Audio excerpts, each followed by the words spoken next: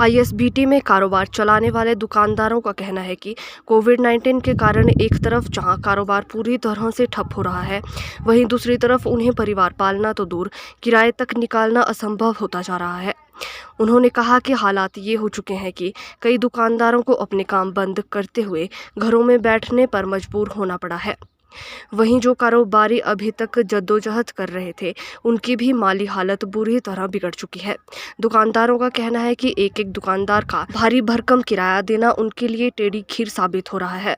उन्होंने मांग की है कि आईएसबीटी प्रबंधन वर्ग को दुकानदारों की हालत का ख्याल करते हुए किराए में कमी करनी चाहिए, अन्यथा कारोबारियों के हाथ अब खड़े हो चुके हैं।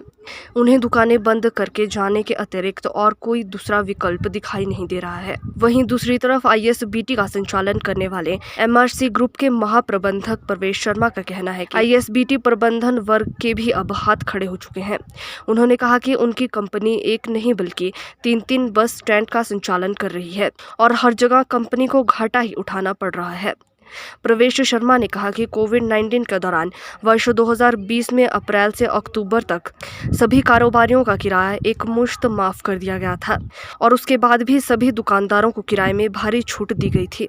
उन्होंने कहा कि अब दुकानों का किराया माफ करना बिल्कुल भी संभव नहीं रह गया है, क्योंकि वो एचआरटीसी को लगातार इसका भुगतान कर रही है। सरकार की एक तरफ से उन्हें कोई रियायत नहीं दी गई है। ये है कि हमारा किराया बहुत है, हम लोग परेशान हैं। एक तो कोविड-19 चला हुआ है, जहाँ पे किराया तो हमारा शुरू से नहीं निकल रहा है, क्योंकि जितने जहाँ लोग चाहिए उतने नहीं आ रहे हैं। इस वजह से किराया तो हम शुरू से जब से 2 साल से हम कुछ ना कुछ किराया अपनी जेब से डाल रहे हैं। तो हर मंथली हम अपने थोड़ा किराया घर से देते हैं और हमारी यही फरियाद है आपके माध्यम से। मुकेश रंजन जी एक अच्छे इंसान है, जो हमारे मालिक है, वो उन्होंने कोविड-19 के फर्स्ट 2019 में जब फर्स्ट पहले चला था, उन्होंने बहुत जहाँ मदद की लोगों की।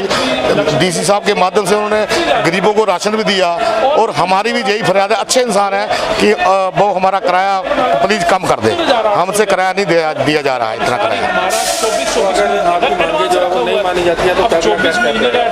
हम परमानेंट जब तक हमारी मांगे नहीं मानते हम ऐसे बैठे रहेंगे, हम दुकानें नहीं, शॉप्स नहीं खोलेंगे। देखिए जी, इसका सबसे बड़ा कारण ये है कि इनके किराए हैं ज़्यादा और हमारे से अभी किराए नहीं निकल रहे, क्योंकि यहाँ पर कोरोना का दौर चल रहा है। जब लास्ट टाइम भी आपको लगा अभी 2 साल बस स्टैंड को बने हुए हो गए, लेकिन 2 में से सिर्फ 3 महीने ही बस स्टैंड चला था, उसके बाद कोरोना की लहर आ गई थी और उस लहर में जो भी हमारा था जमा पूंजी थी वो भी सब लग चुकी है हमारे बिजनेस में और आगे हमसे अभी इतने हालात ख़राब हो चुके हैं कि हम आगे सर्वाइव नहीं कर पा रहे, इसलिए हमें आज शटर बंद करके बैठना पड़ रहा है।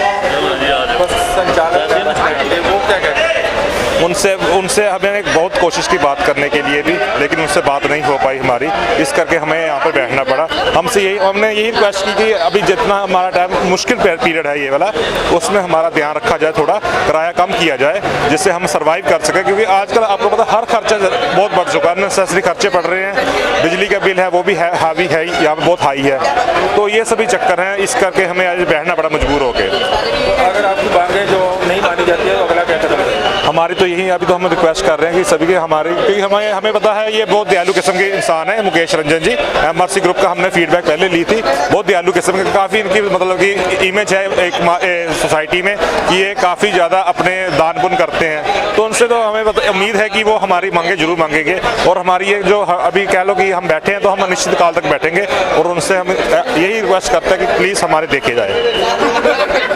सबसे पहले तो सर मैं ये बोलना चाहता हूँ कि जो किराए माफ़ करने वाली बात है, उसमें शायद आपको सही डाटा नहीं मिला है। ठीक है, सही डाटा ये है कि कोविड के करके हर जगह हर इंसान टेंशन में है, क्योंकि काम चल नहीं रहे हैं। हमारे जैसे हमारी अपने एमडी हैं, वो भी बड़ी टेंशन में रहे, उनके भी जो कार्य हैं, कई कार्य रुक गए हैं, घाटा पड़ गया, सब कुछ हो गया।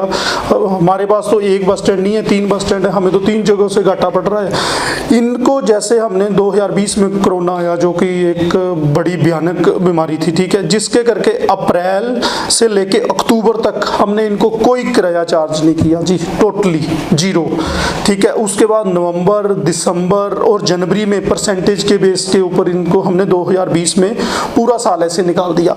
और उसके बाद 2021 में थोड़ा सा काम फिर इनका ठीक चल पड़ा, 21 में चला, फिर अप्रैल मई तक ठीक चला, मई जून में फिर कोरोना का थोड़ा आ गया, फिर हमने इनको मई और जून का रेंट नहीं लगाया कि वो जो नहीं लगाया वो इन्होंने दिया नहीं, हमने इनसे मांगा बट इन्होंने फिर धक्के से वो कहते हैं हमने नहीं देना।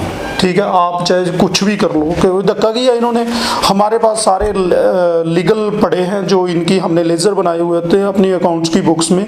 अब मसला ये है कि आप इस बार ये फिर बोल रहे हैं कि हमारा रेंट कम करें। रेंट कितना कम करें? 100 में से 25% आप चार्ज करें। अब सपोज करो किसी के घर में हम रहते हैं, हम 1000 रुपया रेंट दे रहे हैं, अगर हम उनको बोलोगे हमने 750 नहीं देना, सिर्फ 250 रुपया देना, तो ये कहाँ की कोई बात चल रही है? एज ए बिजनेसमैन अगर हम सोचे, ये बिजनेस कर रहे हैं, कभी इनका बिजनेस ज़्यादा होता है, कभी कम होता है, तो हमने इनको कभी बोला थोड़ी कि जो आपका किराया आप ज़्यादा दो या कम दो।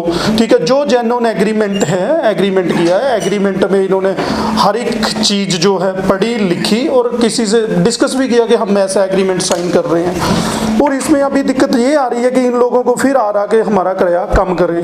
किराया कम किसी कीमत में नहीं हो सकता, क्योंकि हमने HRTC को जो एग्रीमेंट किए हुए हैं, जिसके थ्रू हम हर साल उनको जो देते हैं, हमें एक पेनी भी उन्होंने नहीं छोड़ी है इस कोविड के बावजूद।